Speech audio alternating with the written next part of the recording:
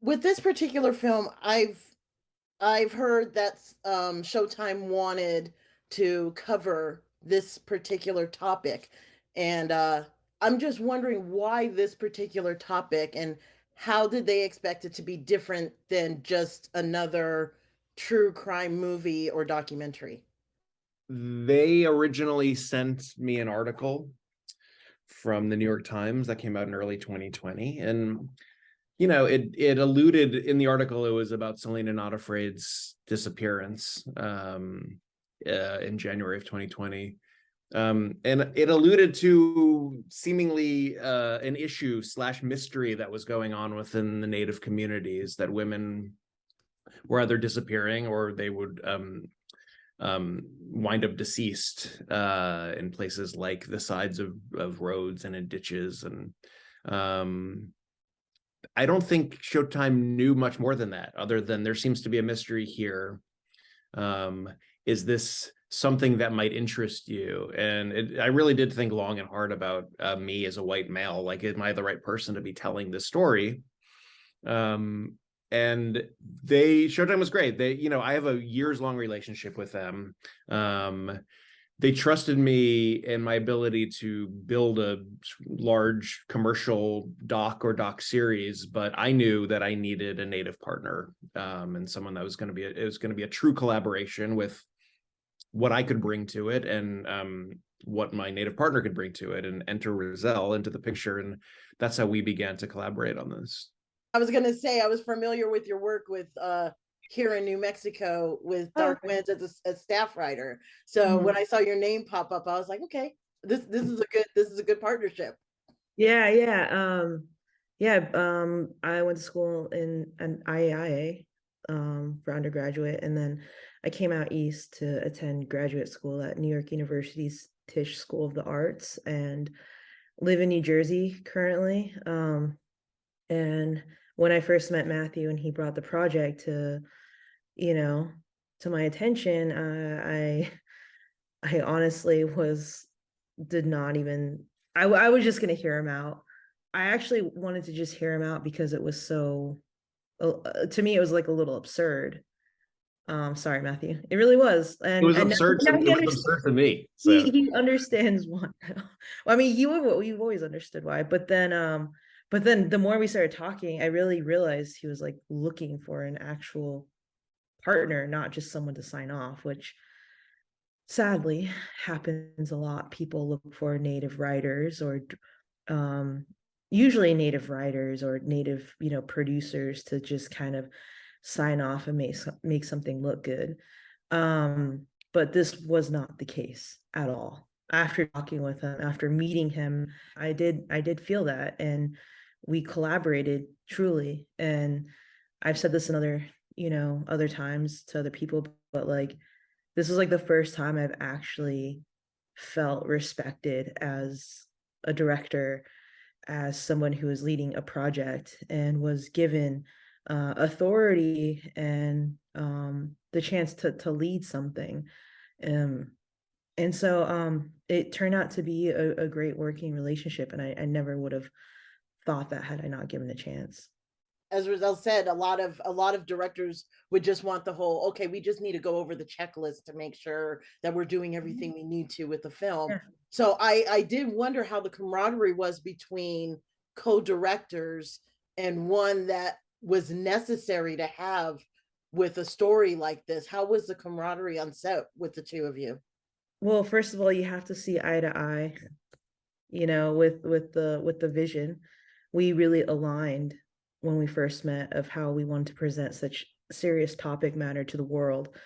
And when we seen that in one another, I felt pretty excited to embark on something like this. And when we got down to production, we were on set together like every day. There's only maybe one or two shoots where we both weren't present. It was just one of us. And um we really would hand the baton to each other. It's not like we stood there holding hands and speaking through the same megaphone at people. It really was like he would take a step back and we'd set up and he would interview and I would, hang out. And if he needed a second opinion or if I thought strongly about something, I'd step in. We really had each other's backs during the interview. If he was interviewing, I would at the end being like, hey, we missed this question. We need to get this, this needs to be asked again. And vice versa. When I would be interviewing, he would have my back and, he'd let me do my thing. So that's just how it worked. And even though we were on set together, this is a series. So in the end, we figured out how we wanted to divvy up the episodes. And as of right now, I directed episode 1 and Matthew directed episode 2 and I directed episode 3. And I do quotes because it just feels like we did the whole thing, but that's kind of how it is on the credits. But it really did and worked like a collaboration. That's why I was so excited about it, because I've never worked with somebody like this and it felt really good. And how about you, Matt? I agree. I mean, it was I rarely co-directed. The first film I ever made, it was a co-direction situation, but it wasn't anything like this. This was really beautiful, and I feel like we both brought different and similar things. It's like in the Venn diagram of what Razelle's experience and my experience was, like we overlapped in the right ways and we didn't overlap in the right ways.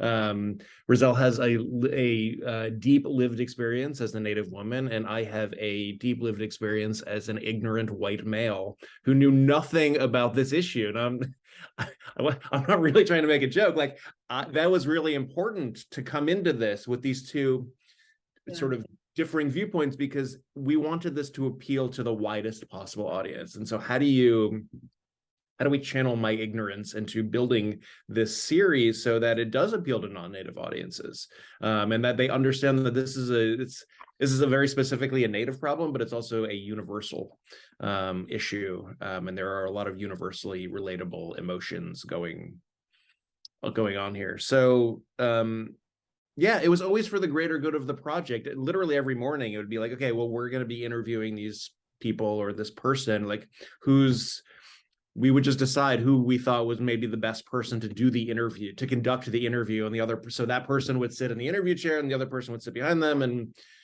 it was just every day was different, and it was really just for the greater good, and whatever is going to get the most honest, emotionally truthful results was the thing that was most important to us. And what happened is Matthew being there, and it's not he hardly questioned like what I was doing or how I was doing it. It was always, when we're talking about for the greater good, it's like if something was being done and he didn't understand it as his ignorant white man self, it would force me to be more succinct and concise with how I want to, direct or present things. And I think that also worked vice versa, where I'm like, okay, like now, why? Why are we doing this? And then it would make, him work harder too. So because of that, we really were working like that, not out of, you really have to check your ego when you're doing this kind of work, particularly. And so when there was a question of why we were doing something, it was purely, we had to think about for the greater good of this series and how we wanted to present this information to the world. And yeah, I think that's what really drove the heart and intention, because we can talk today about how serious and important this subject matter, and we all know why, and how important it is. But when you're actually in the middle of it, when so much you have to handle everyone's traumas and emotions, because you don't want to cause any more trauma and emotions, right? Here in New Mexico, it was announced back in July of 2022 that the FBI office released 170 names of missing Indigenous people. And I'm sure that number has grown since then. The oldest case is like from 1956. With this particular series, how did you go into deciding what case would be talked about for, you know, each part, or was it one particular case you focused on for the whole series? Like, how did you determine that? At the heart of our series, there is a group of cases that are all centered around Bighorn County, Montana. We chose these cases. I should say a lot of the reason we chose these cases was because these cases were the ones that ultimately put the issue of MMIW on the national stage. They all had, all of these families, geographically, they were close to each other. They all had issues with local law enforcement. There was just a stark similarity amongst a lot of the details of these cases. And so ultimately, you know, they're heartbreaking and compelling cases in their own right. And on top of that, it was their family's advocacy work that elevated this issue nationally. And so we were able to not only tell the story of these cases, but also the story of the movement as a whole, and could do it sort of personally through the story of these families, if that makes sense.